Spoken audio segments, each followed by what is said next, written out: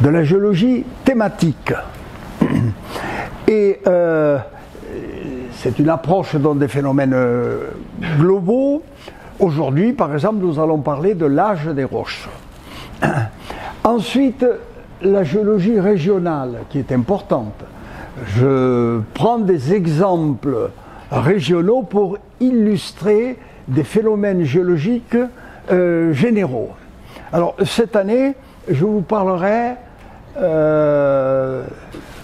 d'une rivière, la Garonne. Et puis il y a un autre exemple également, je crois que c'est la Grèce. Enfin, on va le voir tout à l'heure. Ensuite, la géologie planétaire. La géologie planétaire, comme je le disais à vos collègues, j'ai passé ma vie à étudier les chaînes de montagnes de la planète. Je suis allé un peu partout pour voir justement comment fonctionnaient ces chaînes de montagnes. C'était mon métier, en quelque sorte. J'étais payé pour ça. Et quelles étaient les spécificités, les liens communs, etc. Évidemment, pas seul, à travers des équipes pluridisciplinaires et internationales. Voilà. Alors, par rapport à ces trois grandes thématiques, donc, vous voyez que j'ai indiqué excursion. Alors, je souhaiterais, mais on aura l'occasion d'en parler plus tard, je souhaiterais que toutes ces notions acquises au cours de cet enseignement se concrétisent à travers une excursion, peut-être 2 jours à passer ensemble dans les Pyrénées, versant français, versant espagnol, etc., de manière à voir comment s'est mise en place cette chaîne, quelle est sa spécificité, quel est son devenir. Et pour ça, il faut aller des 2 côtés de la chaîne. Mais enfin, on n'en est pas encore là. Voilà le programme pour l'année. Donc, 8 cours, 8 mois jusqu'au mois de mai prochain. Alors vous voyez, aujourd'hui nous allons parler de la datation des roches. Pour raconter l'histoire de la Terre à travers les roches, il faut connaître l'âge de la Terre de manière à donner l'âge des phénomènes géologiques qu'elles traduisent. Donc comment on date les roches. Ensuite, un thème général également, les cycles géodynamiques de la lithosphère, c'est-à-dire comment on passe d'une chaîne de montagnes dans un secteur donné de la planète à une autre chaîne de montagnes ailleurs, à travers tout un tas de péripéties, des bassins sédimentaires, etc. Autrement dit, l'histoire de la Terre, c'est une succession de cycles géodynamiques. Et on connaît bien les derniers cycles géodynamiques à partir d'environ 1 milliard d'années, à peu près. Ce qui est advenu avant, on a des idées, mais enfin, plus on s'éloigne d'aujourd'hui et plus ça devient flou. Mais ce qui est intéressant, c'est que finalement, grâce aux études récentes, et en particulier à l'étude de la théorie de la tectonique des plaques, maintenant on connaît le lien entre tous ces cycles géodynamiques. Il y a une logique. Je vous montrerai quelle est la logique de ces cycles dont la durée moyenne est de 400 millions d'années. Un cycle géologique, c'est 400 millions d'années, à peu près. Ensuite, donc, je vous parlerai de la région à travers, j'aurais pu prendre l'Adour, l'histoire de l'Adour, qui est très intéressante également au point de vue géologique, et ça nous aurait permis d'aller faire un petit détour par le Madiranais et les terroirs du Madiranais. Mais si vous voulez ça sera pour une autre fois. Donc, je vous parlerai de la Garonne, c'est-à-dire comment naît une rivière dans la montagne, comment elle traverse la montagne, quelles sont les conséquences de cette traversée, comment elle se comporte quand elle arrive dans le piémont de la montagne, puis ensuite dans l'avant-pays, et ensuite jusqu'à l'océan. Et les notions que nous aborderons sont des notions qui sont valables pour tous les fleuves.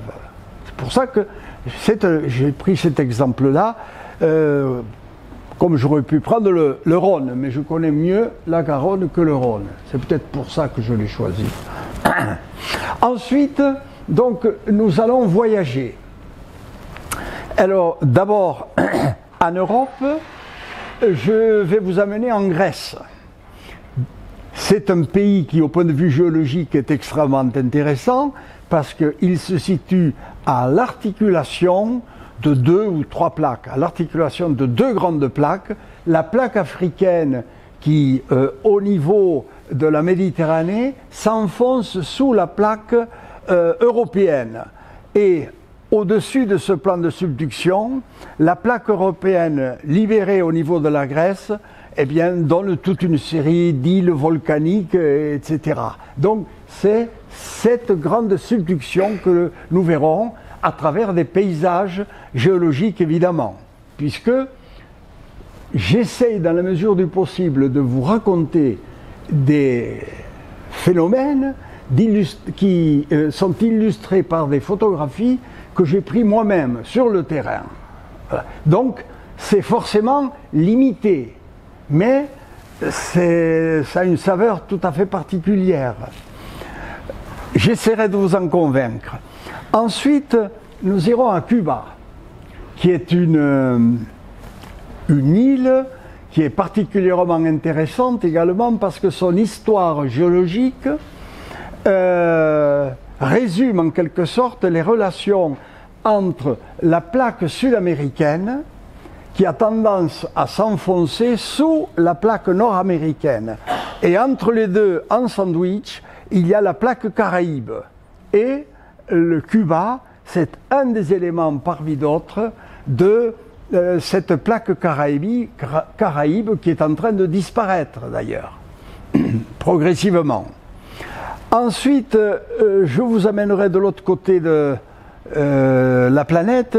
Nous irons en Australie et nous verrons, l'Australie a une histoire géologique très riche également, et nous verrons en particulier toute la partie centrale, qui est un môle très ancien, et la partie orientale, qui est une chaîne relativement récente, la chaîne des montagnes bleues de type alpin, en quelque sorte.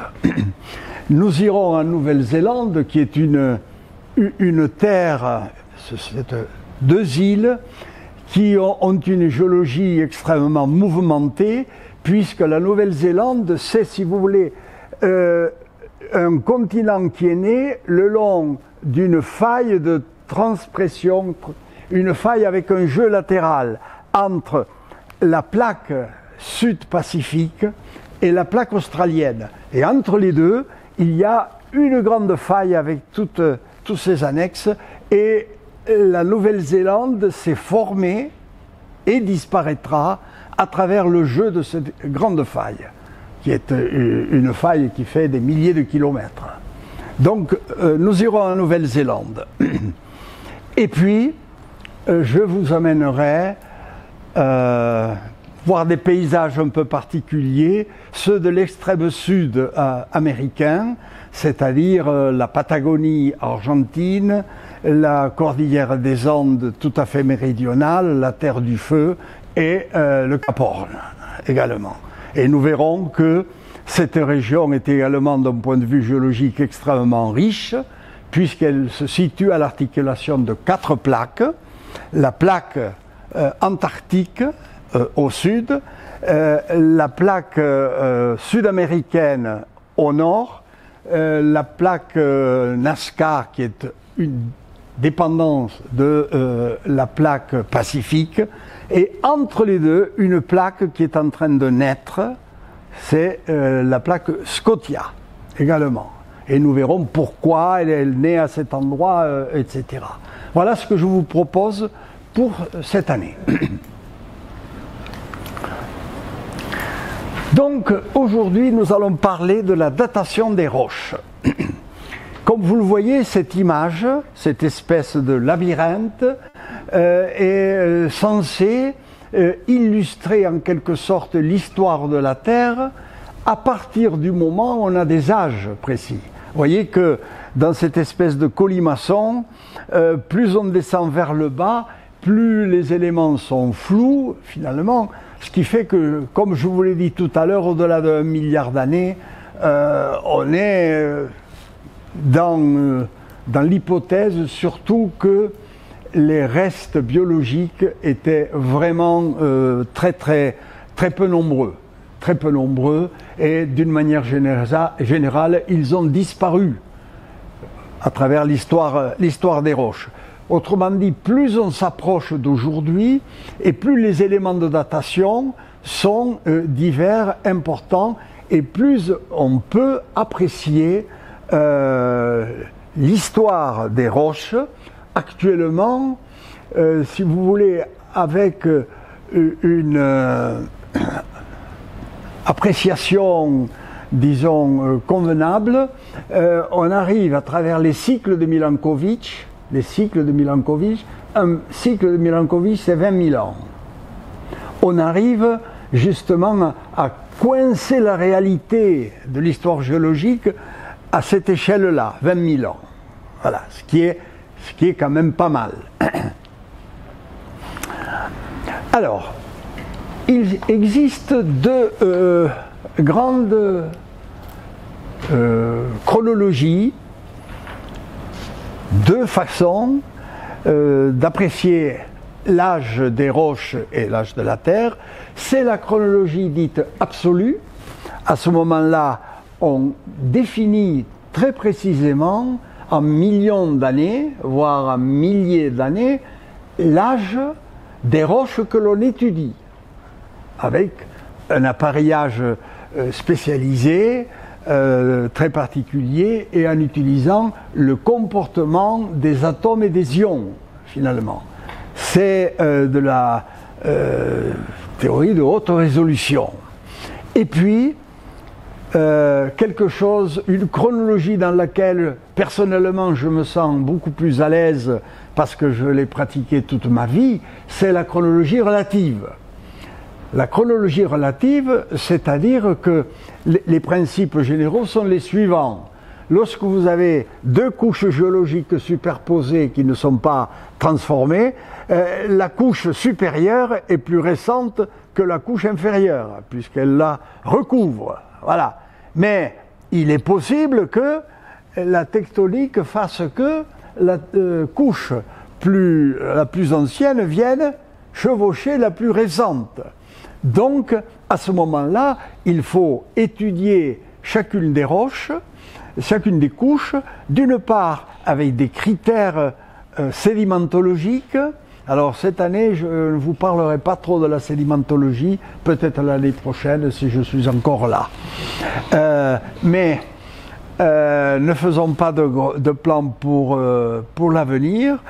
Donc, la position relative des couches les unes par rapport aux autres, et puis ensuite les fossiles que ces couches contiennent. Les fossiles sont des traductions de la vie sur la Terre à un moment donné. Les fossiles naissent, ils se développent et ils disparaissent. Voilà. Et il existe de mauvais fossiles stratigraphiques, c'est-à-dire tous ceux qui ont occupé un vaste espace et qui ont peu évolué au cours du temps. Ceux-là ne sont pas très intéressants, finalement. Le bon fossile stratigraphique, c'est celui qui s'est spécialisé dans sa vie, qui a colonisé un milieu tout à fait particulier et qui a évolué très rapidement pour coloniser un autre milieu, finalement. Les bons fossiles stratigraphiques, c'est ça. Alors on verra qu'il y en a tout un tas de séries de bons fossiles stratigraphiques. Et vous voyez que ces fossiles sont liés les uns aux autres à travers ce qu'on appelle l'arbre de la vie. la vie est née de la matière, de l'eau, et elle s'est développée d'une manière très très buissonnante, et puis les buissons de cet vaste arbre de la vie disparaissent à un moment donné pour des raisons soit biologiques, soit environnementales.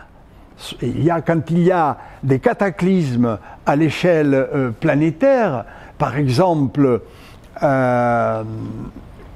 ce qui s'est produit à la fin du Crétacé, je vais en parler tout à l'heure, avec la disparition des dinosaures, c'est-à-dire un volcanisme extraordinaire, des chutes de météorites et une concurrence entre les espèces en présence font que, eh bien, elles disparaissent et même pratiquement totalement. Et on verra que cette évolution est cyclique. Il y a toute une série de cycles biologiques au cours de l'histoire de la Terre, chaque cycle étant séparé du précédent par un cataclysme, terrestre ou extraterrestre. La chronologie absolue. Alors, je vous ai mis le principe, vous voyez, cette chronologie est liée sur le principe de la désintégration radioactive. La matière est faite d'atomes et ces atomes, ils peuvent être soit stables, pour la plus grande partie, soit instables. Et à ce moment-là, radioactifs parce qu'ils dégagent de la radioactivité. Lorsque l'animal est vivant, eh bien, les deux cohabitent. On verra à travers des exemples que l'atome stable et l'atome instable, radioactif, cohabitent. Mais lorsque l'animal disparaît, meurt, à ce moment-là, l'atome radioactif dégage sa radioactivité. Et il va dégager sa radioactivité à une vitesse particulière en fonction de l'atome initial. Et cette vitesse particulière qui est utilisée pour fixer le temps à partir de la période T. La période T, c'est le temps nécessaire pour que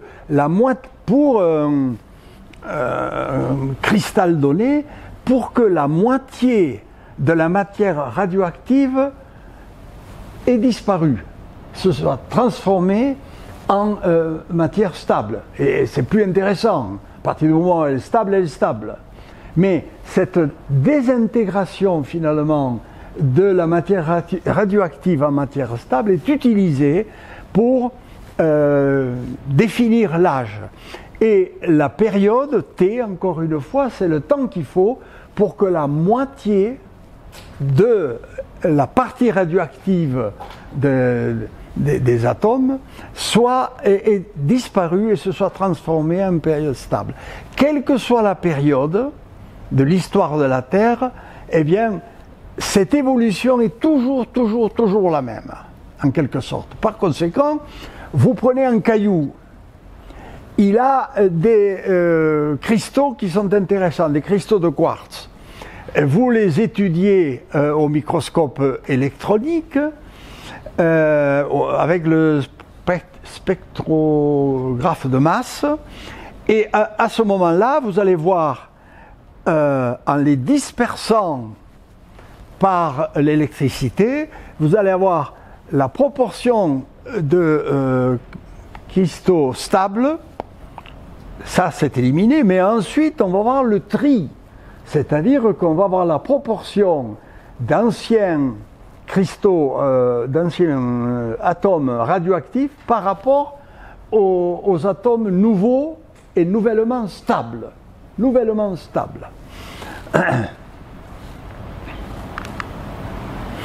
Alors, vous voyez, j'ai pris quelques exemples. L'exemple du carbone. Vous voyez, le carbone 12, il est stable.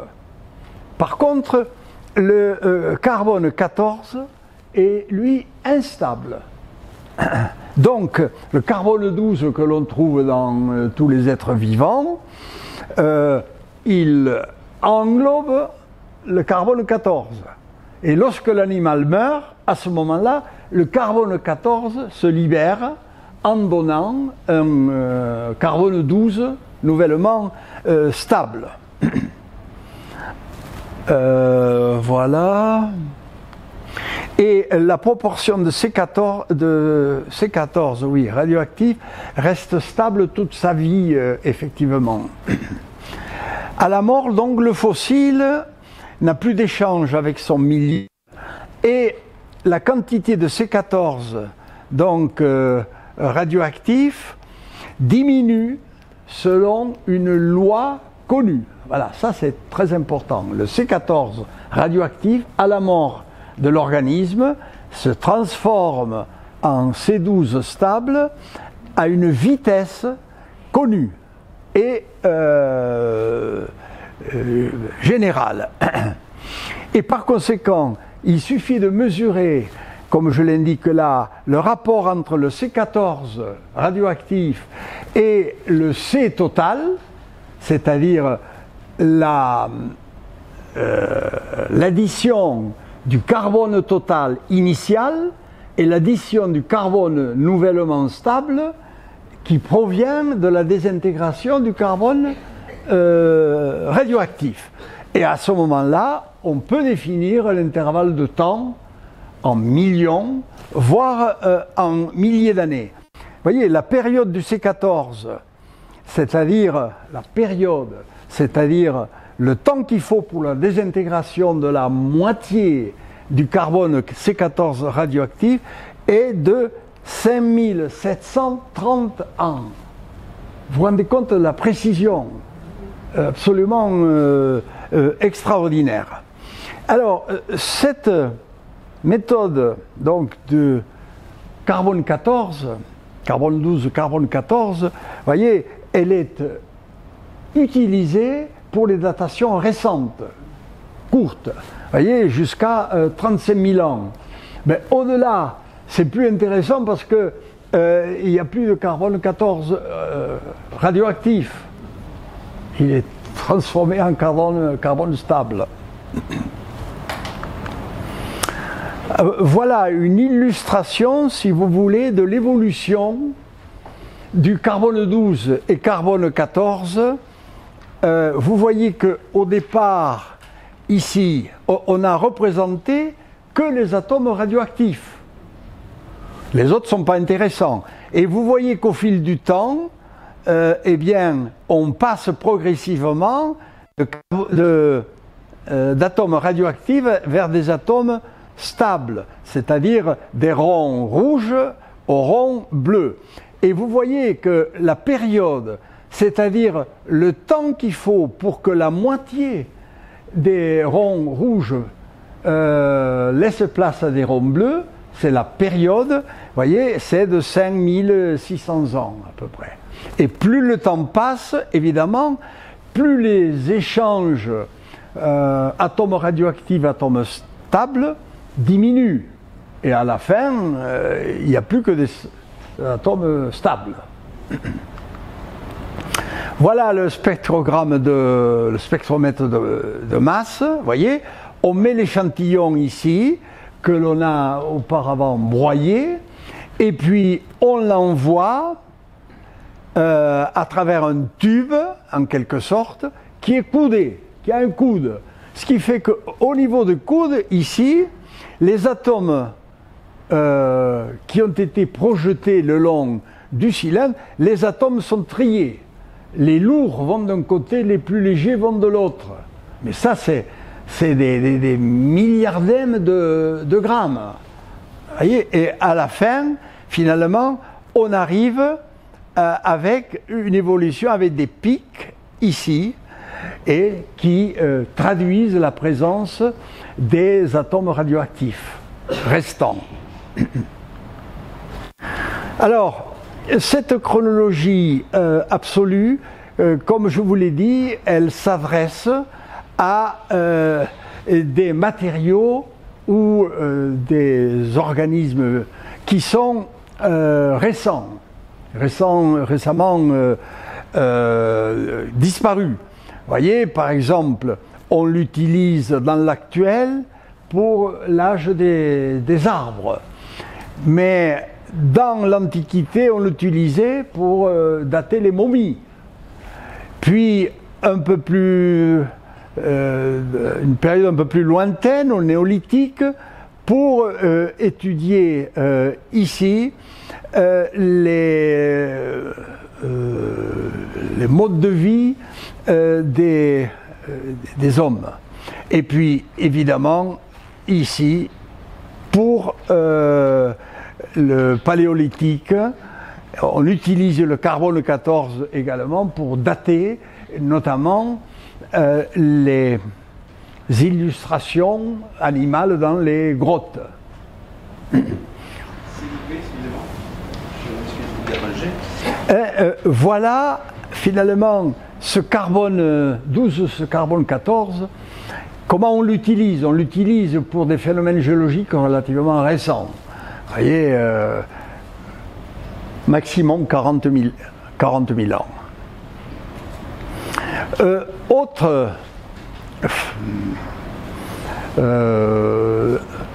atome qui est utilisé également, autre substance, le potassium 40 qui se transforme en argon. C'est le même principe en quelque sorte. Le potassium 40 est stable et à la mort de l'organisme, eh bien une partie de ce potassium se transforme en argon 40 avec qui est un gaz, vous voyez, volatile et avec une période qui est beaucoup plus longue. Vous voyez, la période radioactive est de 1,25 milliard d'années. Ça n'a rien à voir avec les 20 000 ans dont nous parlions tout à l'heure. Mais les phénomènes géologiques que l'on utilise sont des phénomènes différents aussi. Alors, cette méthode est utilisée pour la datation des roches éruptives. Les roches éruptives qui sont relativement récentes, on arrive à les dater d'une manière relative par rapport aux roches dans une chaîne de montagnes, aux roches qui les environnent. 500 millions d'années, voire 1 milliard d'années, alors là on est totalement perdu. Donc on est très content à ce moment-là d'avoir ponctuellement, dans un échantillon de granit ou autre, un âge 1,5 milliard d'années. On ne connaît pas l'âge des roches qui sont autour parce qu'il n'y a pas de fossiles, il n'y a rien, mais on sait que ce granit s'est mis en place à la surface de la Terre quelque part, pas à l'endroit où il est maintenant, puisque on va voir à travers les exemples dont je vous parlerai que la croûte terrestre est en perpétuel mouvement, ce qui fait que ce n'est pas parce que vous avez un granit à Gèdre ou à Gavarnie qu'il s'est formé à Gèdre. Non, il s'est formé à proximité du pôle sud de l'époque. Et donc il a voyagé. Donc il est intéressant d'avoir l'âge en dizaines, voire centaines de millions d'années. Voilà, l'image d'un granit, vous voyez. Alors, ce sont des roches qui sont très intéressantes parce qu'on peut utiliser les 3 éléments principaux qui composent le granit, c'est-à-dire le quartz, qui est blanc et clair ici, le feldspath, le quartz est un peu grisâtre, un peu grisonnant. Le feldspath est blanc et le mica noir est noir. Et pour des appréciations d'âge différentes, on peut prendre justement chacun de ces 3 éléments constituants. Autre exemple également, c'est le rubidium 87 qui passe à du rubidium radioactif 87, et là je vous passe sur la lecture donc des processus ce sont les mêmes que pour les exemples précédents. Ce qui est intéressant, c'est que vous voyez, ici, on a une appréciation d'âge de 20 à 1000 millions d'années. Ce qui fait qu'avec ces trois exemples, l'argon-potassium, le rubidium-strontium et le carbone 12, carbone 14, on couvre pratiquement tout l'ensemble des roches qui constituent l'écorce terrestre. Alors, des exemples, on va en voir un certain nombre. Le massif de granit du Néouviel, il a été daté de 300-302 millions d'années, à peu près. 300-302 millions d'années, c'est-à-dire il s'est mis en place à la fin de l'orogénèse hercynienne, ce qui est tout à fait normal, tout à fait logique. Le voilà, ce massif de granit. Alors là on voit qu'il recoupe les roches encaissantes et par conséquent ces roches encaissantes sont forcément plus anciennes. C'est-à-dire les roches qui sont ici, vous voyez là il est au contact du gris et ici il est au contact du brun. Ça veut dire qu'il les traverse et on connaît son âge. Donc on sait que les roches qui sont traversées par ce massif de granit sont plus anciennes. Évidemment, avec les fossiles que l'on peut trouver, on verra que c'est du Dévonien et du Carbonifère, mais enfin, la chronologie absolue donne déjà cette idée d'un âge relatif des phénomènes géologiques.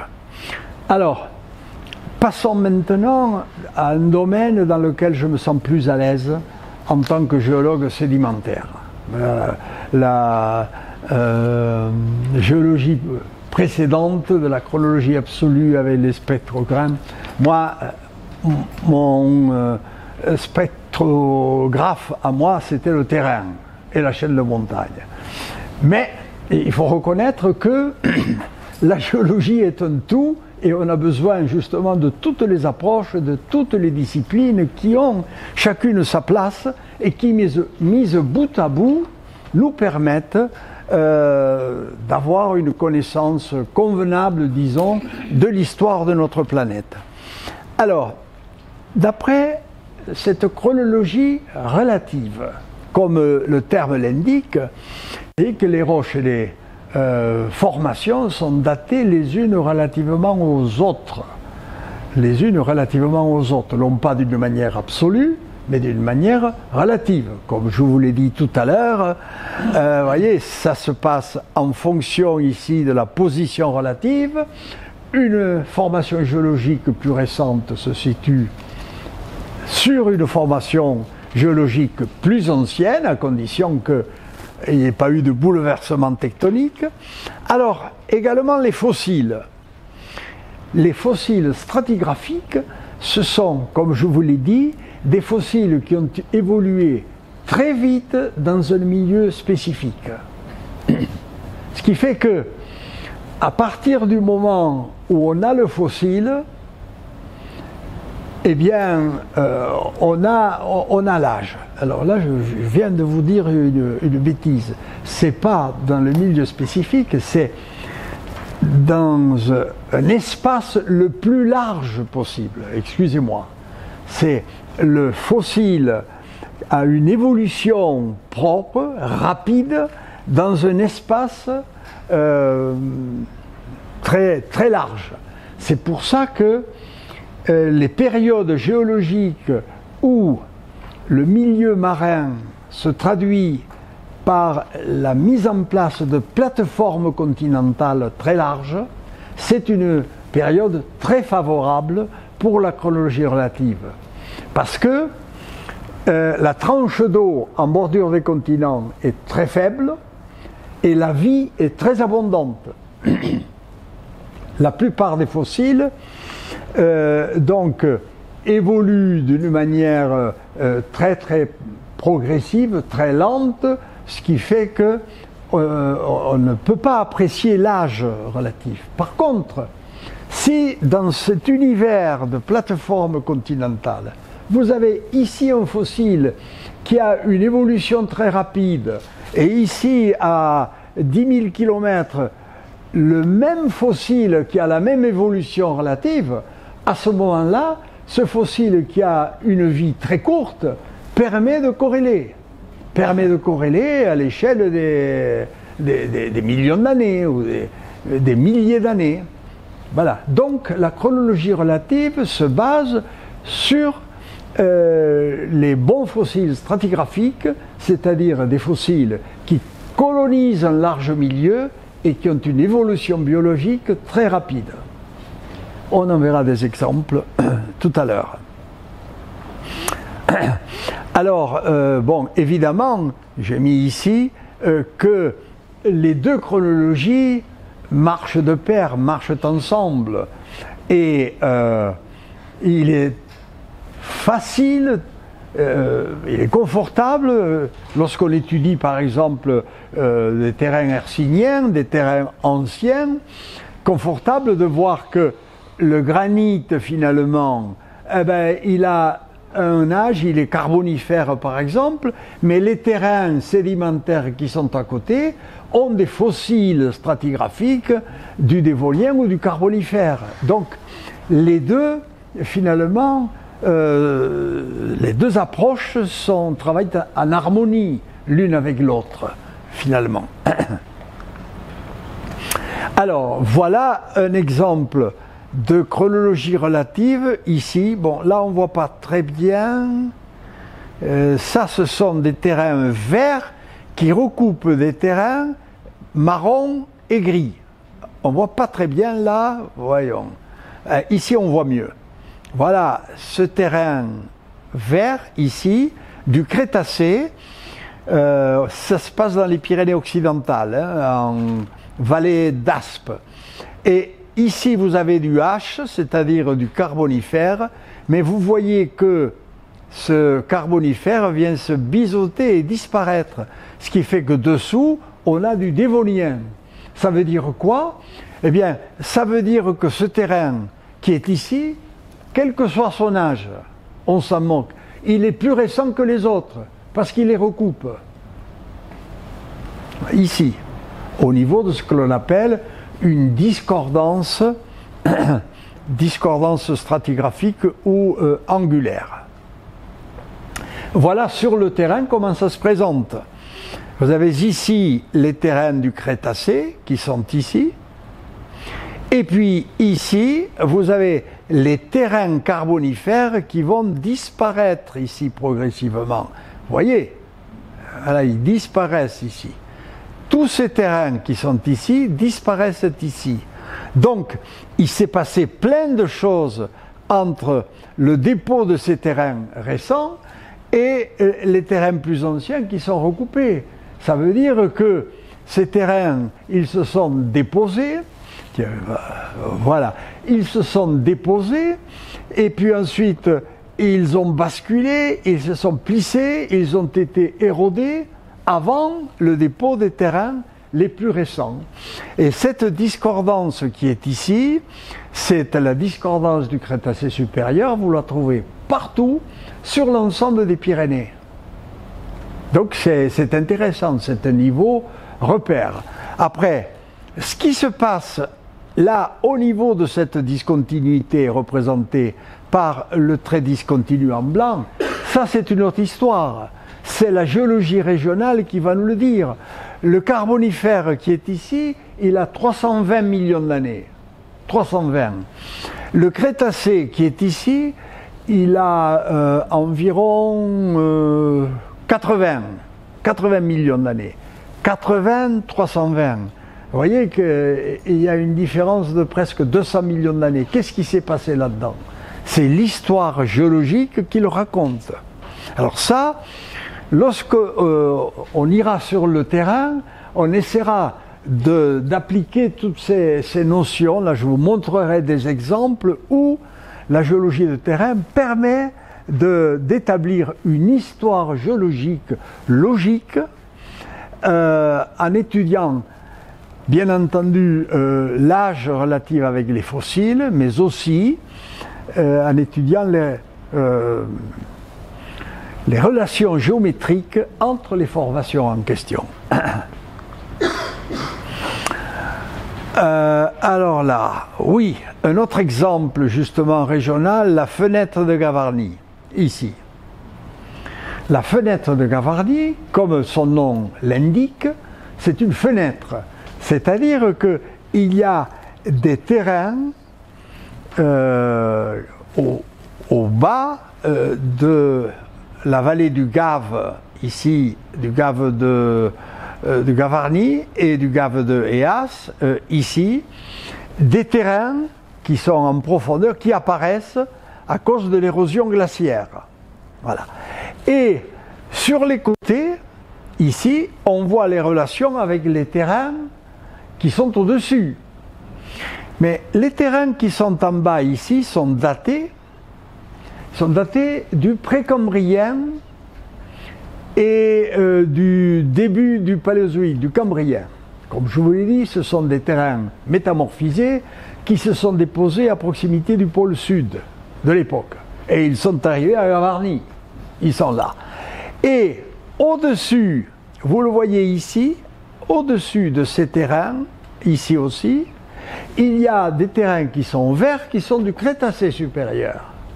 Ces terrains du Crétacé supérieur, ici, qui ont environ donc 80 millions d'années, ils reposent directement sur les terrains qui ont 500 ou 600 millions d'années.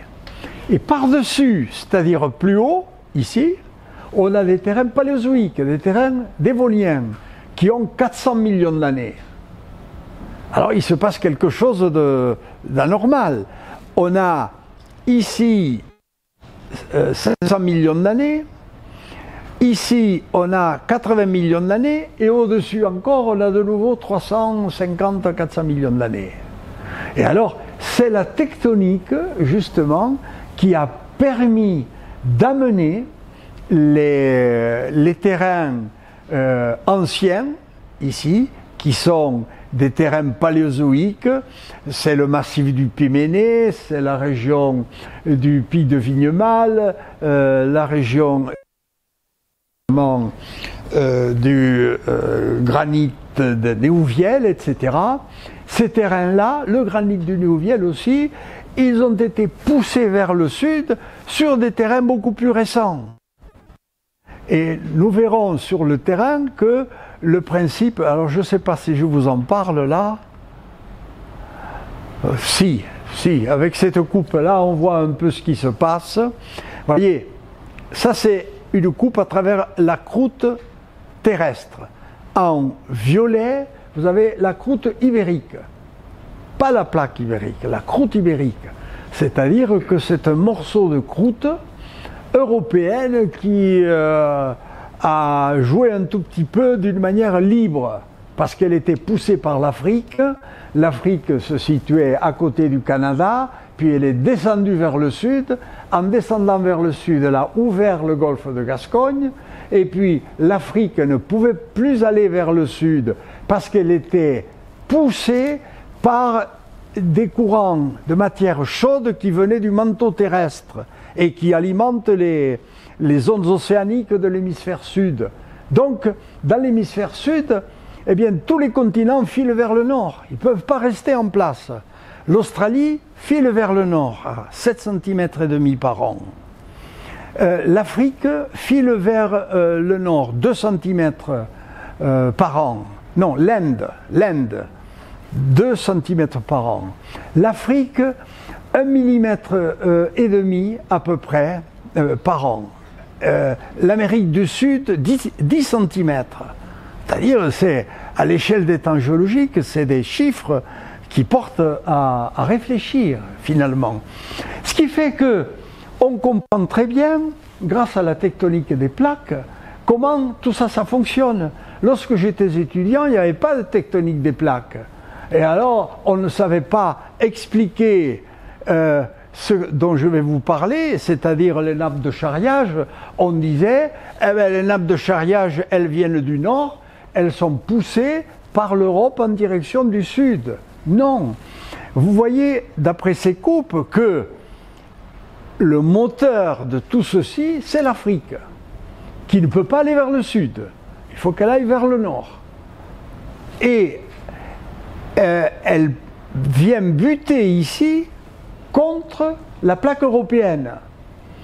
Et comme entre les deux, il y a ici de la matière légère, c'est-à-dire une chaîne de montagne, les Pyrénées en cours de gestation, elle est légère parce que c'est des morceaux de croûte continentale empilés les unes des autres. Alors ça va donner comme un bouchon de liège qui se situe à la surface des eaux de la baignoire. Le bouchon de liège, il ne descend pas. Autrement dit, au niveau d'une chaîne de montagne, plus la chaîne de montagne est haute et plus elle est légère à l'échelle de la croûte terrestre. Hein? Parce que la densité de la croûte des chaînes de montagne, c'est environ 2,9. Et la densité des roches du manteau en dessous, c'est 3,3. 3,3. Mais cette différence est suffisante pour faire en sorte que, dans les chaînes de montagne, les morceaux de croûte aient tendance à monter plutôt qu'à descendre. Elles ne peuvent pas descendre. Et quand elles descendent, c'est bon gré, mal gré, à cause du rapprochement des plaques, c'est ce qui se produit ici. Vous voyez, la croûte ibérique ici a tendance à s'enfoncer sous la croûte européenne. Et cet enfoncement vers le nord illustre ce que nous avons vu tout à l'heure, c'est-à-dire les roches très anciennes, avec une couverture jaune ici, crétacée, que nous avons vue en bas près du cirque de Gavarnie. Et par-dessus, ici, voyez que l'on a, au niveau du Vignemale, etc., des roches plus anciennes. Et ces roches plus anciennes constituent ce qu'on appelle la nappe de Gavarnie, ici, c'est-à-dire un ensemble de terrains qui, par réaction à l'enfoncement de la croûte ibérique, sont passés par-dessus. Autrement dit, on avait la croûte ibérique qui était comme ça, l'Europe ici, qui est un mastodonte qui ne bouge pas, parce que ça va depuis le Portugal jusqu'à la péninsule du Kamtchatka, jusqu'à la Sibérie. Elle ne bouge pas, elle ne bouge pas. Et l'Afrique ici qui pousse. Alors l'Afrique poussant, eh bien, au niveau des Pyrénées, eh bien, la croûte se casse et les morceaux s'empilent les uns sur les autres, ce qui détermine le relief. Et puis ensuite, évidemment, les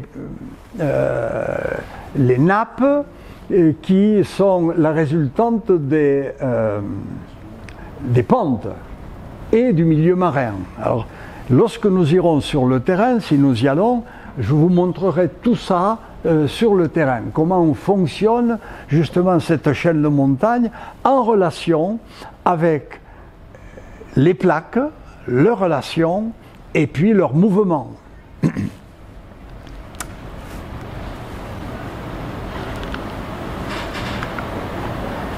Alors voilà ce dont je vous parlais. Voilà un paysage que vous reconnaissez, c'est-à-dire voilà, attendez, le Vignemale est ici, le Morin, la Pahule, le Taillon. Ouais. Ici, vous voyez les roches très anciennes et ici, la couverture verte de Crétacé récent. Ça, c'est une image de la haute vallée du Cap de Gavarnie, vue depuis le refuge des Espiguettes, pour ceux qui connaissent. Hein, voilà. Et ici, on a le col de Boucharault, ici, voilà, et le Taillon.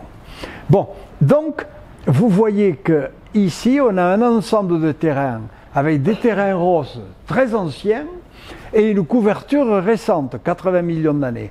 Et par-dessus, vous voyez qu'on a des terrains qui sont plus anciens, 360 millions d'années, Alors le 350 ou 60 repose sur le 90. C'est pas normal ça. C'est pas normal. Et c'est un géologue alpin qui en 1902 a découvert la nappe de Gavarnie. Les nappes étaient déjà connues dans les Alpes. La nappe de Gavarnie, les nappes, c'est-à-dire la superposition anormale de terrains anciens sur des terrains récents. Et donc 1902, il a publié cette note parce que au niveau du plat de, je ne sais plus comment ça s'appelle, il a trouvé des fossiles du Crétacé. Il a dit c'est pas normal, au-dessus il y a des terrains très très anciens, donc il y a quelque chose qui se passe, il y a une nappe, mais quelle est l'extension? Et ce n'est qu'en 1972 qu'on a eu une cartographie, la première cartographie de l'ensemble de la nappe de Gavarnie, et on sait que c'est un ensemble maintenant qui s'étale largement en Espagne, et on sait maintenant que les Pyrénées sont constituées par un ensemble de nappes. Les plus anciennes et les plus hautes se situent, alors attendez, là on est à l'ouest, je m'oriente, comme ça. Voilà, l'ouest. Les plus anciennes sont ici au niveau de la Catalogne. Voilà, ce sont les premières. Elles se sont formées, comme ça. Et puis par en dessous, il y en a une autre qui est arrivée, puis une troisième, une quatrième, etc. Par en dessous.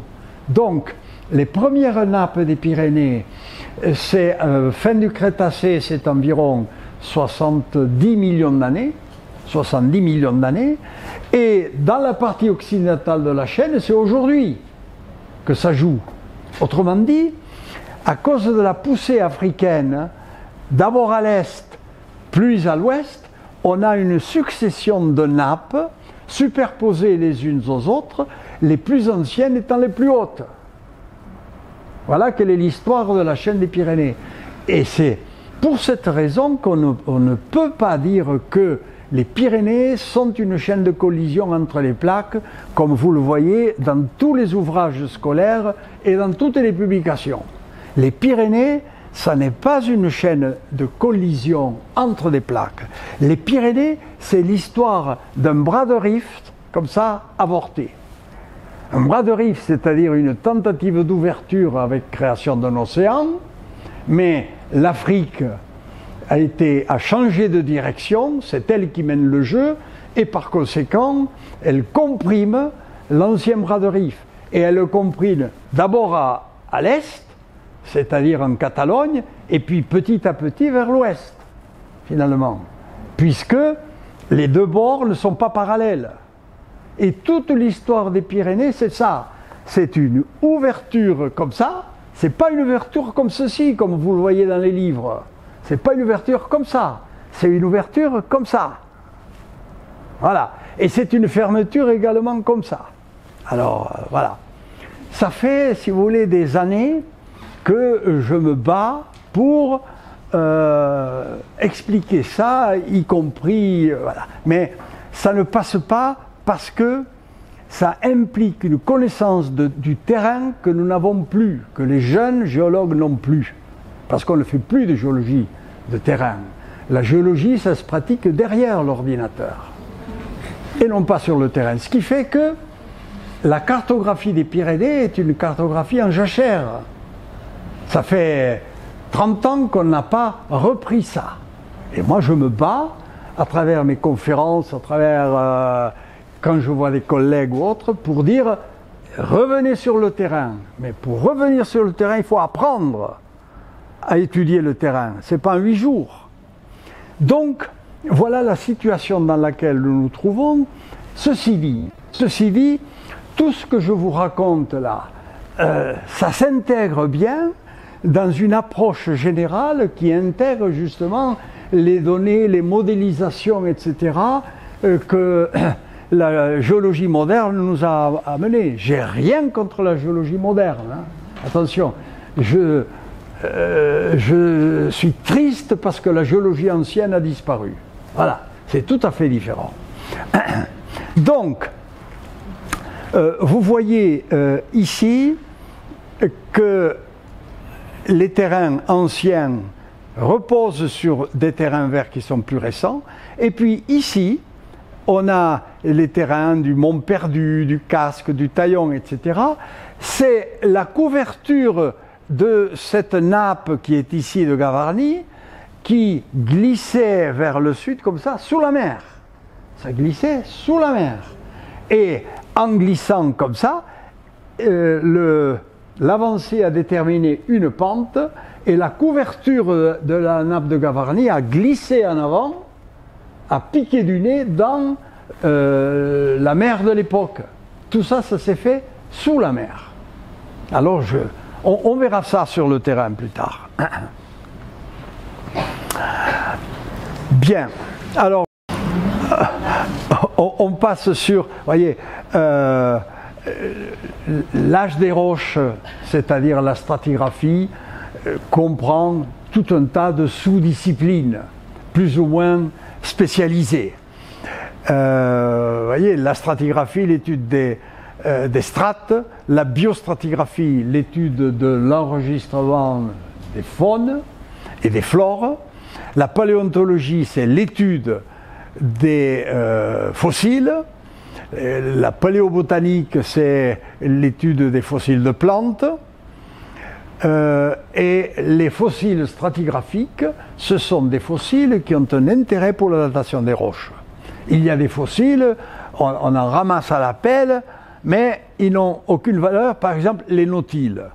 Les nautiles, ce sont des fossiles qui ont évolué très lentement au cours du temps. Donc, ils n'ont pas de valeur stratigraphique.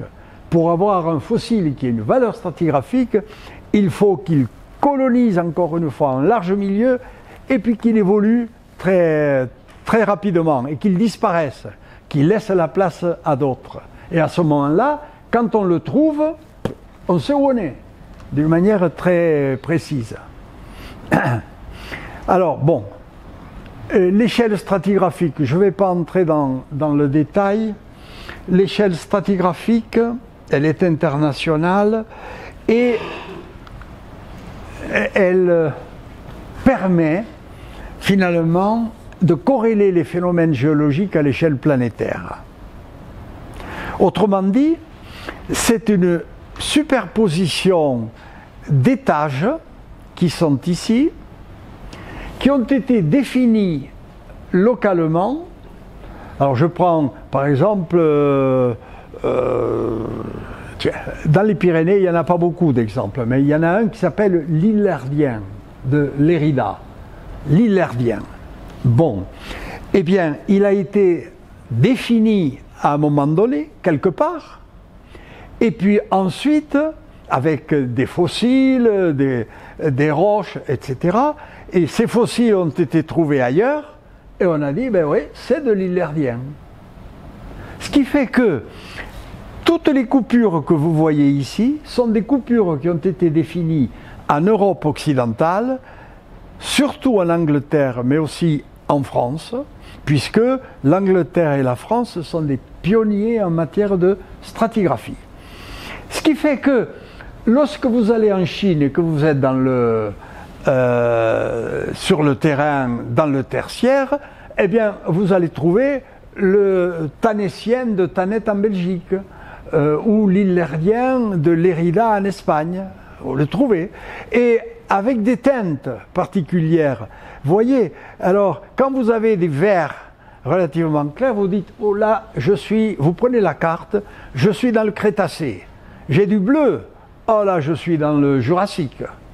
J'ai du violet ici, ça c'est le Trias. J'ai du jaune, c'est le Tertiaire. Où que vous alliez sur la planète, vous achetez une carte géologique et au premier coup d'œil, que vous soyez aux États-Unis, en Russie, en Chine, en Australie ou en Afrique du Sud, eh bien vous savez que vous êtes dans tel terrain stratigraphique. Et ça, c'est un avantage énorme. Et voilà la première carte stratigraphique qui a été publié, vous voyez, en 1815, à l'époque napoléonienne. Voilà, c'est une carte géologique de l'Angleterre. C'est la première carte.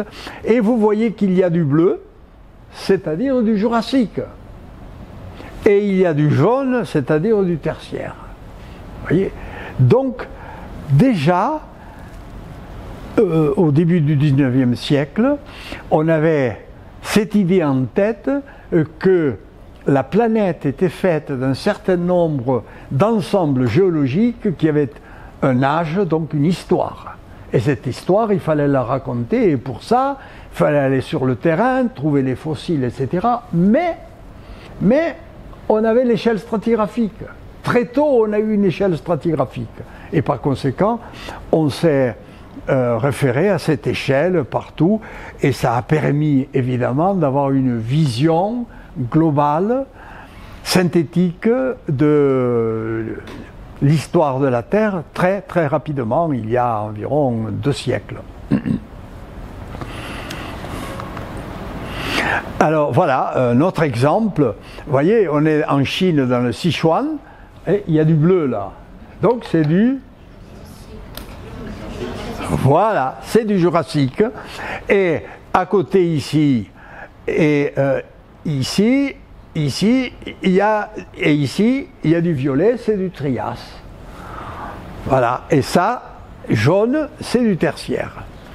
Bon, ici, ça c'est le bord de l'Himalaya, donc il y a des complications tectoniques, ça c'est autre chose. Je vous ferai une communication un jour sur la géologie du Sichuan, si vous voulez. Voilà des exemples maintenant de ce que l'on appelle des stratotypes, c'est-à-dire des terrains types dont la stratigraphie a un âge bien défini, bien déterminé. Des stratotypes, donc, ce sont des exemples de terrains datés qui servent de référence à l'échelle planétaire. Ici, vous voyez, on est dans l'aquitanien, il a été défini en Aquitaine, mais il existe en Amérique du Nord, en Chine ou ailleurs. Vous voyez, parce que les bassins sédimentaires, eh bien, ils fonctionnent en même temps un peu partout à travers la planète. Actuellement, il y a de la sédimentation marine sur tous les littoraux, toutes les bordures littorales des océans, et par conséquent, ça va être intégré dans des bassins au fil du temps qui auront une histoire commune qu'on pourra retrouver par corrélation. Bon, alors il se situe, voilà, il se situe ici le bordigalien. Bon, je vais passer vite. Là, le cambrien, ah oui, le cambrien, beaucoup d'étages du cambrien, c'est-à-dire environ 400-500 millions d'années, ont été définis dans la montagne noire des Pyrénées, grâce à des fossiles, en particulier grâce aux trilobites. La montagne noire est très riche en trilobites, voilà, c'est-à-dire des arthropodes très primitifs avec, vous voyez ici, une tête, un corps, une queue, et une évolution buissonnante absolument extraordinaire. Voilà, en voilà des exemples, et chacun est caractéristique d'une période donnée et permet par conséquent d'attribuer des âges. Voilà l'évolution de ce groupe de fossiles qui ont disparu à la fin du Paléozoïque en relation avec un cataclysme dont nous parlerons peut-être une autre fois. Je vous ai dit que l'évolution de la vie sur la Terre, c'est une évolution cyclique avec apparition et disparition d'espèces animales et végétales en relation avec des variations climatiques planétaires.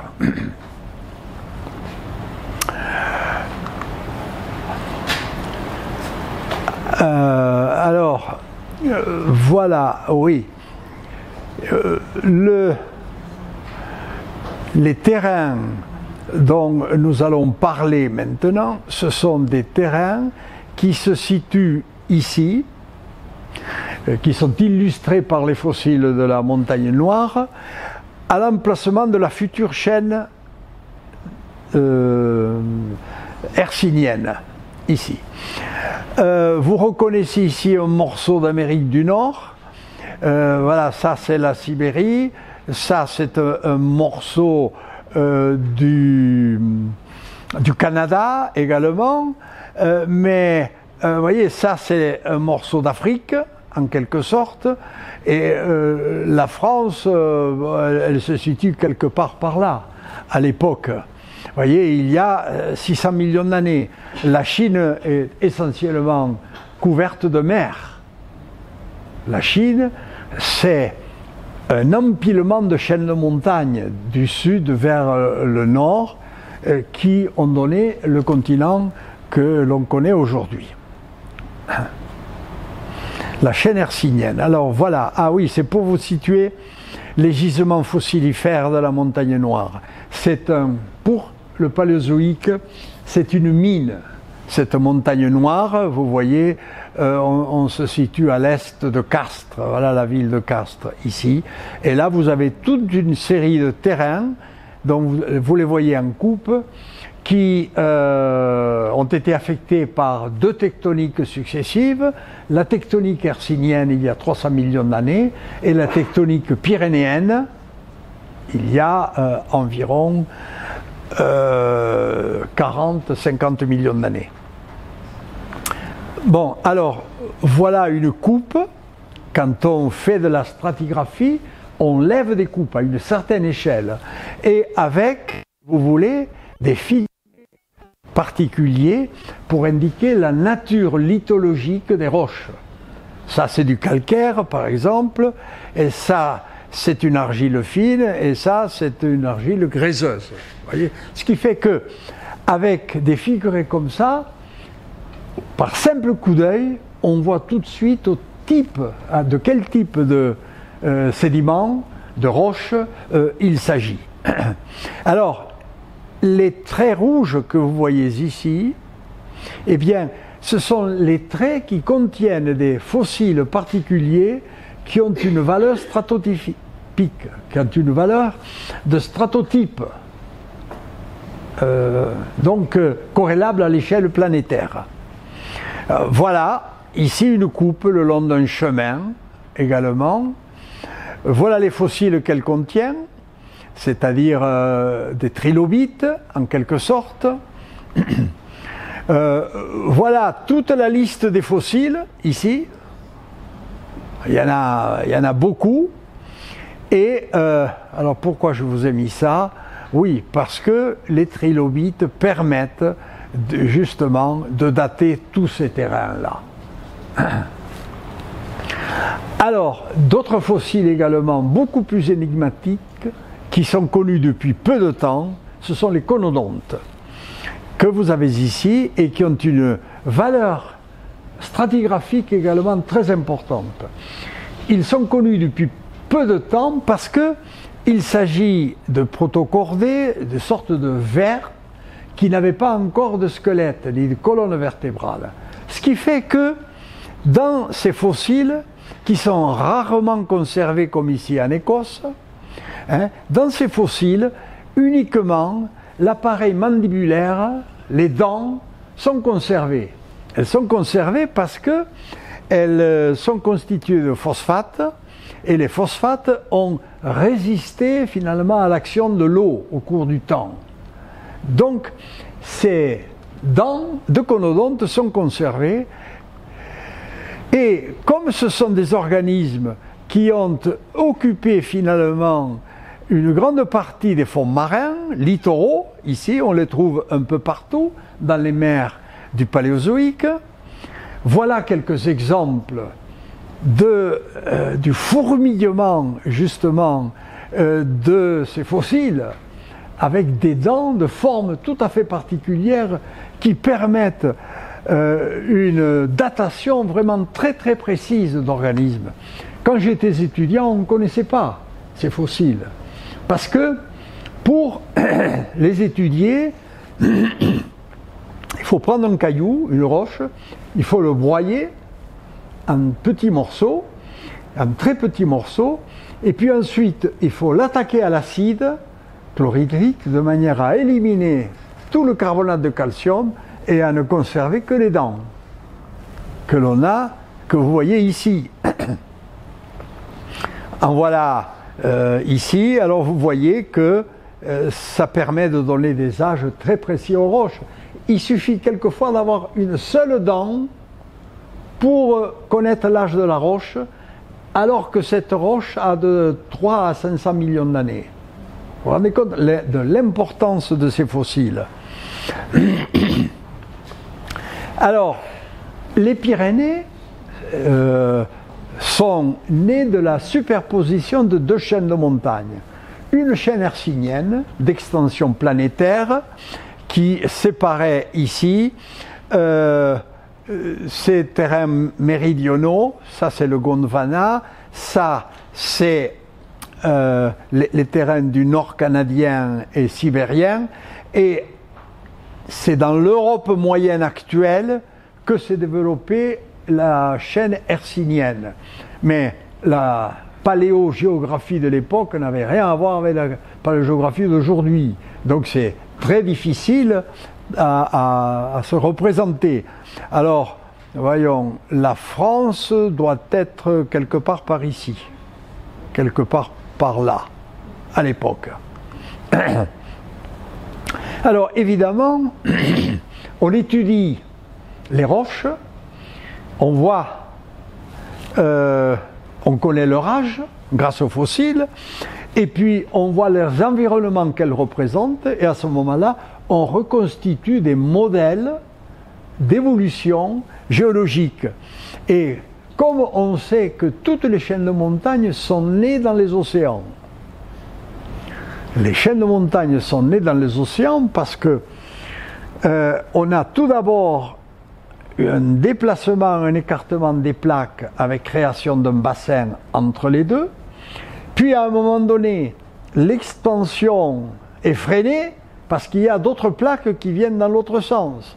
À ce moment-là, cette plaque est freinée et l'autre est freinée de son côté, et puis la poussée devient plus importante, ce qui fait que des plaques qui s'écartaient vont être amenées à se rapprocher et à se chevaucher.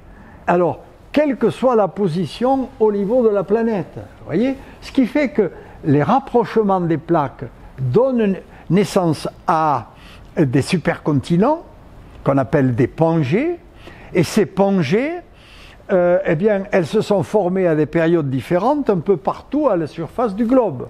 La prochaine pangée, qui aura lieu dans 150 millions d'années, se situera autour du pôle Nord. Voilà, puisque tous les continents convergent vers le pôle Nord.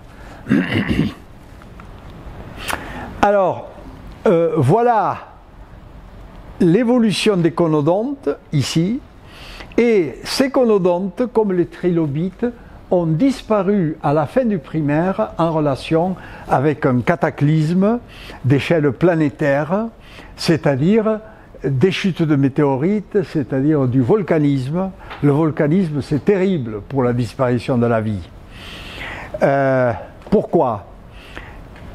À cette époque-là, le volcanisme a été tellement important, grande partie de la Russie et la totalité de l'Inde actuelle ont été couvertes par plusieurs milliers de laves volcaniques, plusieurs milliers de mètres, plusieurs kilomètres de lave volcanique. Alors imaginez l'activité volcanique qu'il a fallu pour générer ça. Et la conséquence de l'activité volcanique, c'est que les fumées volcaniques occupent petit à petit l'atmosphère, cachent le soleil, ce qui se traduit par un refroidissement, la disparition des végétaux, etc. Et ceci en l'espace de 3, 5, 10 000 ans. C'est-à-dire qu'à l'échelle des temps géologiques, c'est rien du tout, finalement. Donc, cette évolution, avec ces crises biologiques, est cyclique. C'est-à-dire qu'il y a, à la fin du Paléozoïque, il y a eu ce volcanisme très important, les chutes de météorites également, ce qui fait que tous les trilobites, tous les graptolites, tous les conodontes, tout ça ont disparu. Et une nouvelle génération est arrivée, tout à fait différente, avec les poissons cuirassés, les coraux, etc., qui se sont développés, puis qui ont donné les crustacés locaux, et puis ensuite les crustacés sont sortis de l'eau. Ça a donné petit à petit les micro-mammifères, etc. Tout ça, ça s'est développé au cours du secondaire. Les dinosaures ont pris le relais et se sont installés sur la surface de la Terre, finalement, ont colonisé tous les milieux, ont mangé toutes les espèces qui ne leur plaisaient pas, ont fait disparaître tous les végétaux qui ne leur plaisaient pas également, et est arrivé justement le cataclysme de la fin du Crétacé, c'est-à-dire le volcanisme, les chutes de météorites, etc. Ce qui fait que, en l'espace de 2000 ans, eux à leur tour ont disparu également, en l'espace de 2000 ans. Et l'histoire continue, c'est-à-dire que à cette époque, il y avait des petits rats qui se taraient dans le sol et le sous-sol, et puis qui petit à petit, lorsque ces périodes-là, qui durent des milliers d'années, eh bien, se sont estompées petit à petit, les petits rats sont sortis de terre et ont donné petit à petit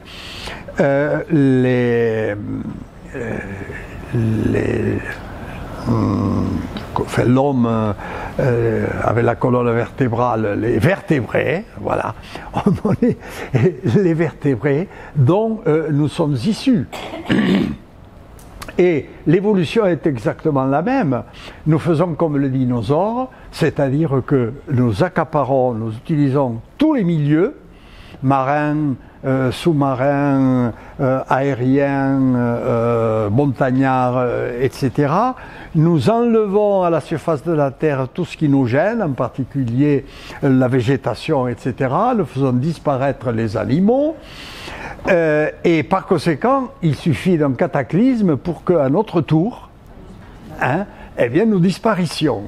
Et tous les ingrédients sont là, au point de vue géologique, pour que nous disparissions. L'océan Pacifique contient 1600 volcans en activité. 1600 volcans en activité, mais il n'y en a que quelques dizaines qui sont aériens. Tous les autres sont sous-marins et par conséquent, on n'en voit pas les effets immédiats.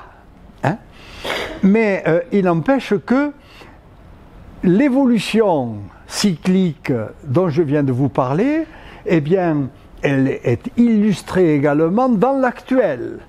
Et il y a en plus les activités humaines qui accélèrent un tout petit peu le processus. Donc, volcanisme, chute de météorites. N'oublions pas que, je reviens un peu en arrière, lors de la disparition des dinosaures, il y a eu une météorite de 20 km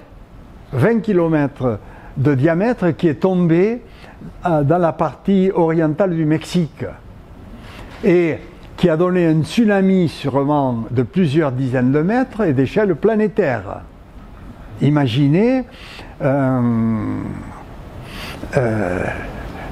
corps rocheux de 20 km qui tombe dans la mer. Ça vous donne un splash énorme, finalement. Ce qui fait que tout ça ensemble, ça donne l'évolution biologique dont nous parlons, dont nous faisons partie. Par conséquent, nous sommes éphémères, nous sommes de passage, mais les phénomènes évoluent à l'échelle des temps géologiques, Dieu merci, ce qui fait que nous avons le temps jusqu'à la prochaine poussée des volcans circumpacifiques.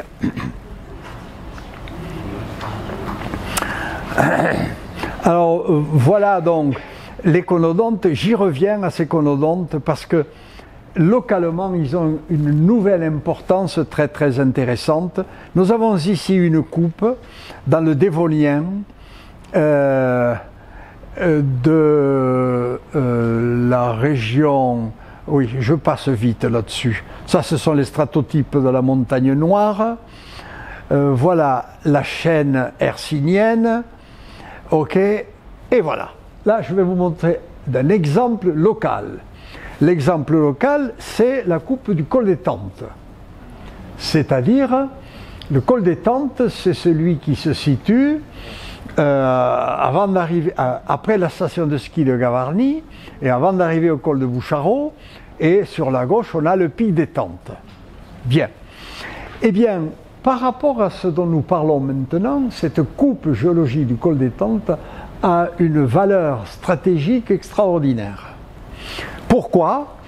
Eh bien parce que des études sont en cours pour mettre en place là ce qu'on appelle un GSSP, c'est-à-dire un Global Stratotype Section and Point, c'est-à-dire une coupe stratotypique, globale, donc d'échelle planétaire, avec un point particulier, c'est-à-dire un endroit où on a l'épaisseur du doigt et où il y a un fossile qui permet de dater à l'échelle planétaire la couche en question.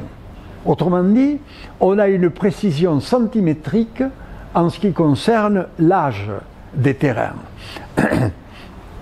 Alors, voilà où on se situe. On se situe dans le Carbonifère, entre le Carbonifère moyen et supérieur, ici, dans le Paléozoïque. Vous voyez, Carbonifère moyen, 330 à 323 millions d'années.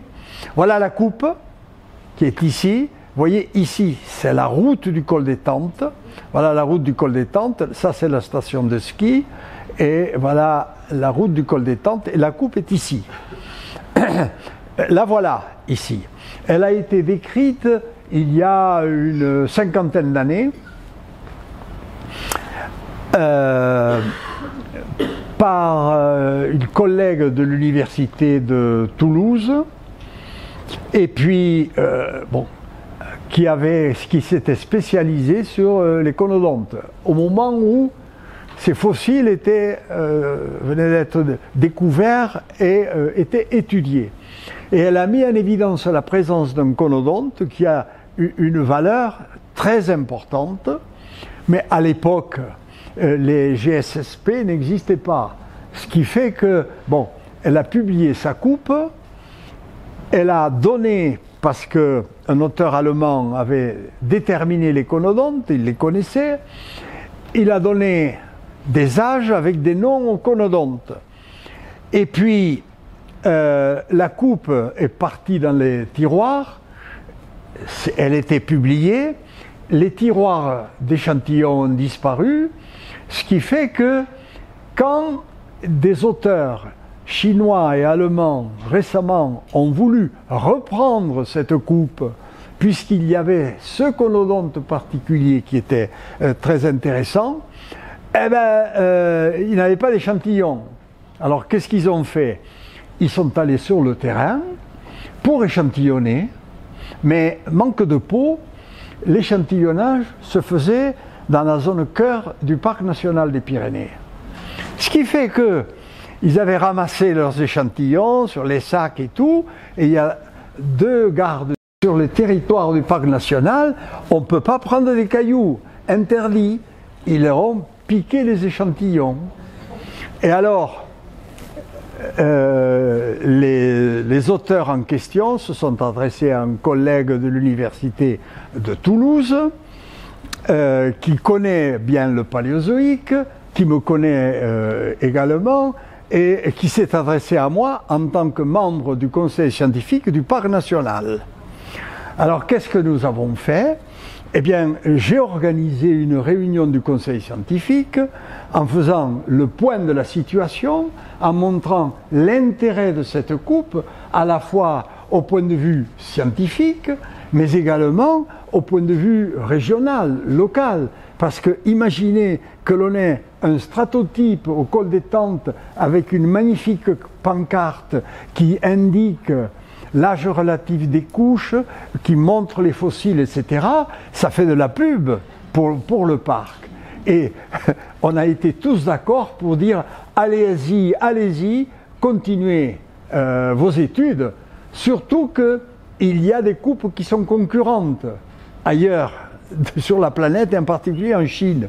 Donc, un stratotype au col des Tentes, ça serait pas mal, à mon avis, et puis ça fait pas de mal, finalement, à l'environnement, parce que personne n'ira chercher les conodontes dans les trilobite. C'est pas des grosses ammonites comme ça. Voilà pour l'anecdote. Alors, bon, là, on passe au niveau du Jurassique. Ce sont les ammonites qui sont les bons fossiles stratigraphiques, pour les mêmes raisons. Alors, je passe, vous en voyez là. Quelle heure il est? Oh là là! Oh là là! Il faut que je passe. Excusez-moi. Hein. Bon, pour le Jurassique, donc ce sont les ammonites qui ont le vent en poupe, elles occupent tous les milieux, et vous voyez, pour le Crétacé ici, c'est un peu comme pour le Jurassique, l'ouverture de l'Atlantique Nord. Et notre région européenne ici est très intéressante parce que il y a deux courants faunistiques, les uns viennent de la Thétis et les autres viennent du nord et de l'Atlantique Nord finalement. N'oublions pas qu'au Crétacé, il n'y avait pas un poil de glace au pôle. Au Crétacé, il n'y avait ni sur le pôle sud, ni sur le pôle nord, il n'y avait pas de la glace. Et il n'y avait pas les activités humaines. Et la glace avait fondu. Alors, voilà les ammonites du Crétacé. Bon, je passe vite. Oui, pour le tertiaire ici, alors là, ce sont des petits organismes, on les appelle des foraminifères, parce que le corps, qui est un corps calcaire, finalement, il est percé de trous, et ces trous, des foramens, permettent à l'organisme de nager, de se déplacer également, et de se nourrir. Alors ceux du Crétacé ici, ils ont une arête, et ceux du tertiaire sont ronds ici. Ce sont de bons fossiles stratigraphiques, ils sont nombreux, ils évoluent très rapidement, et ils sont diversifiés au point de vue de la faune. Et on les trouve dans des coupes stratotypiques, en particulier dans la région de Zoumaya. Vous connaissez peut-être cette région. Il y a là une coupe caractéristique pour le tertiaire sur la baie de Zoumaya, qui se situe ici, au nord de l'Espagne. Regardez ici les fossiles du Crétacé, là les fossiles du tertiaire. Entre les deux, il y a un phénomène géologique très important qui se passe, c'est la fin du Crétacé, la disparition des dinosaures en relation avec les chutes de météorites, etc. Et les organismes qui viennent ici au-dessus, eh bien parmi eux, il y a des foraminifères qui ont une importance stratigraphique très, très grande. Bon, je passe. Voilà. Voilà la coupe en question, ici, avec la baie de Loya, ici, la stratigraphie. Alors je passe vite. Et voilà le fameux point. Vous voyez, ici, on appelle ça un clou d'or, c'est-à-dire qu'on a là quelques centimètres, peut-être 2-3 centimètres, avec un fossile particulier qu'on ne trouve pas ailleurs dans la série, dans la coupe. Mais ce fossile particulier, on va le trouver dans toutes les mers de même âge de la planète. Donc, le géologue qui, dans une coupe, échantillonne en Chine, en Amérique du Nord, etc., il trouve le même fossile et dit « Ah, là je sais où je suis » d'une manière très précise. Vous voyez l'intérêt que ça porte. Voilà. Et alors l'intérêt aussi, c'est que il y a des panneaux explicatifs. Si vous passez à Zoomaya, vous verrez, il y a des panneaux. Malheureusement, un certain nombre sont couverts de peinture parce que les gens ne savent pas la valeur, ne connaissent pas la valeur de ces panneaux. Alors voilà, une autre façon de établir l'âge des couches, c'est, si vous voulez, les cycles de Milankovitch. C'est-à-dire qu'on a là une datation à 40 000 ans près. Les cycles de Milankovitch sont déterminés par les positions relatives de la Terre par rapport à la Lune et au Soleil. Vous savez que la Terre ne dessine pas un rond autour du Soleil, elle dessine une ellipse également. Même chose pour la Lune, ce qui fait que les positions relatives de ces éléments à l'échelle des temps géologiques déterminent des variations climatiques. Et s'il y a des variations climatiques, à ce moment-là, on va voir des roches de nature différente. Au lieu d'avoir des argiles, comme vous voyez ici, eh bien on aura des grès, par exemple. Ça veut dire qu'il y a plus d'eau, etc. Par conséquent, même s'il n'y a pas de fossiles, eh bien, entre deux repères qui, eux, contiennent des fossiles, eh bien, il suffit de compter les cycles. Si la sédimentation est continue, vous avez 400 cycles, chaque cycle a tant d'années, et à ce moment-là, vous avez l'âge de la totalité du remplissage du bassin sédimentaire. Bon, la notion de gisement paléontologique également, c'est important. Et près d'ici, il y a un gisement extraordinaire dans le Gers, dans le Burdigalien. C'est l'étage donc qui a été défini dans la région de Bordeaux. Que vous avez ici, c'est dans le tertiaire, dans le piémont pyrénéen. Ici, vous reconnaissez les Pyrénées, la montagne noire, ici, et ça, c'est le Massif central. Bordeaux se situerait là. Voilà le gisement dans le Gers, qui est ici. Les couches, ce sont des couches sédimentaires continentales, qui se sont déposées dans des lacs, des lagunes également. Donc il y a de la forêt et il y a des organismes qui vivaient dans les lacs à l'époque. Voilà le gisement qui a été acquis par la ville de Toulouse et où le Muséum national d'histoire naturelle organise des séminaires, mais aussi des chantiers de fouilles. Chantiers de fouilles de manière à accentuer, augmenter les connaissances. Alors voilà les fossiles que l'on trouve. Ce sont des fossiles qui sont caractéristiques du Burdigalien. Alors il y a des carnivores, il y a les ancêtres des chiens, les ancêtres des girafes, les ancêtres des éléphants, etc.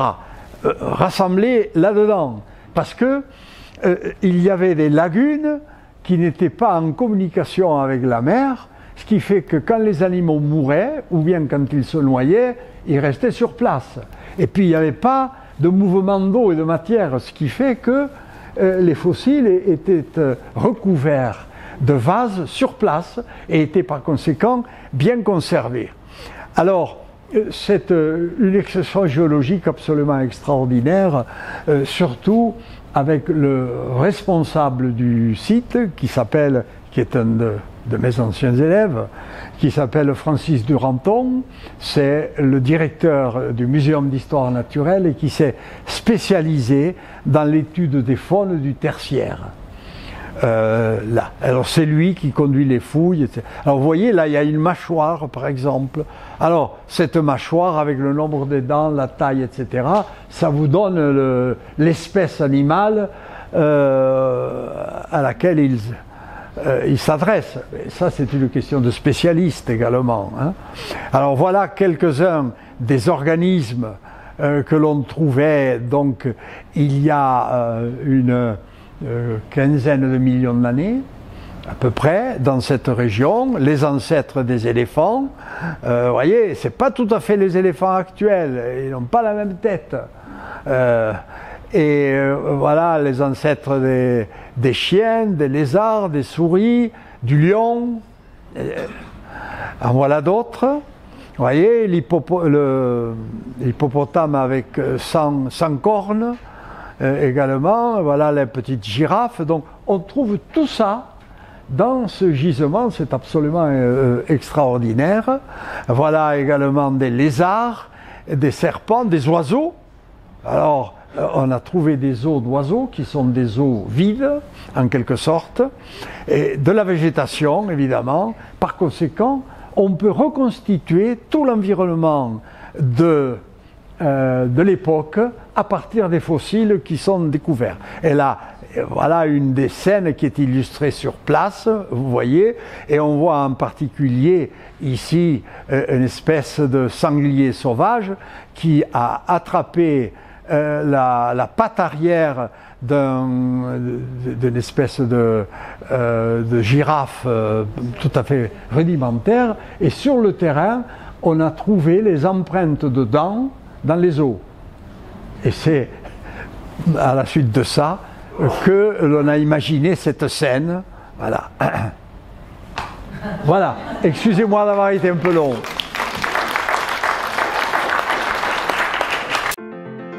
Si cette vidéo vous a plu, vous pouvez nous rejoindre à l'Université du temps libre de Tarbes et de Bigorre à l'adresse utl-tb.info. Vous pouvez aussi nous encourager en cliquant sur le pouce vers le haut. Les commentaires de soutien sont également les bienvenus. Et n'oubliez pas, si ce n'est déjà fait, de vous abonner. Merci et à bientôt.